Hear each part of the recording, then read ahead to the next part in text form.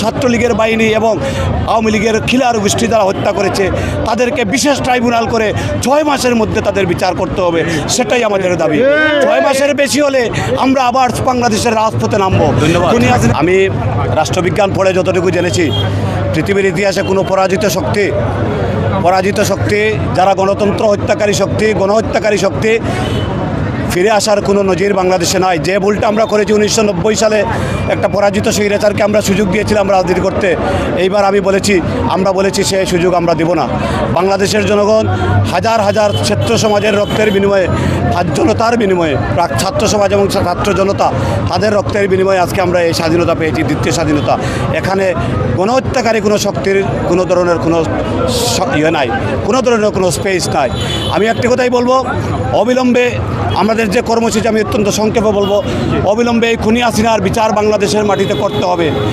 বাংলাদেশের মাটিতে যেসব ছাত্র ভাইদেরকে হত্যা করা হয়েছে তার নির্দেশে যেসব পুলিশ, বিডিআর এবং আনসার সহ ছাত্রলীগের বাহিনী এবং আওয়ামী লীগের খিলার গোষ্ঠী দ্বারা হত্যা করেছে তাদেরকে বিশেষ ট্রাইব্যুনাল করে 6 মাসের মধ্যে তাদের বিচার করতে হবে, সেটাই আমাদের দাবি। 6 মাসের বেশি হলে আমরা আবার বাংলাদেশের রাজপথে নামবো। খুনি হাসিনাকে ভারত থেকে এখানে নিয়ে আসতে হবে। আমাদের সিলেটের কৃতি সন্তান ইলিয়াস আলীকে এখনও আমরা পাই নাই, আমাদের ভাই দিনারকে পাই নাই, জুনেদকে পাই নাই, আনসার আলীকে পাই নাই। অবিলম্বে তাদের খুঁজে বের করতে হবে, তারা কোন অবস্থায় আছে, তাদের হত্যার, গুমের এবং কাহিনীটা আমাদের সামনে হাজির করতে হবে, সেটাই আমাদের দাবি। এটা আমাদের সিলেটবাসীর দাবি, আমাদের দাবি। আগামীকাল ইনশাআল্লাহ সিলেটের প্রতিটি পাড়ায় মহল্লায় এই আওয়ামী সন্ত্রাসীদের বিরুদ্ধে প্রতিরোধ গড়া হবে, আমরা প্রতিরোধ করব যদি কেউ বাইরে হয়। এবং বাংলাদেশের মাটিতে গণহত্যাকারী কোনো দলের কোনো স্পেস নয়, সেটা আমরা পরিষ্কার বলেছি। সবাইকে ধন্যবাদ। আসসালামু আলাইকুম।